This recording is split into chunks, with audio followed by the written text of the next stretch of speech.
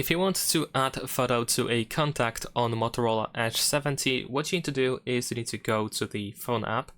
Once you open the phone app, we need to go to the list of contacts. So if you have this view contacts button, then you can use it. If not, tap on these three lines in the upper left corner and go to contacts in here. Next, we're gonna select the contact for which we want to add a photo. Tap on this pen icon in the upper right corner. And then over here in this section, you should be able to tap on the standard avatar. You can open the camera and take the photo right now. You can also open the gallery in order to choose an image from the gallery, of course. You can also go through Google Photos, Monogram, and Illustrations, so you can choose whichever you like. So let's say I'm gonna pick a photo from the gallery. Let's say I'm gonna choose this one. We can of course zoom in, zoom out, adjust the photo a little bit. We can also rotate the photo if needed. You can choose the photo quite easily and tap on save in the upper right corner. And that's pretty much it. Thanks for watching, leave a like and subscribe.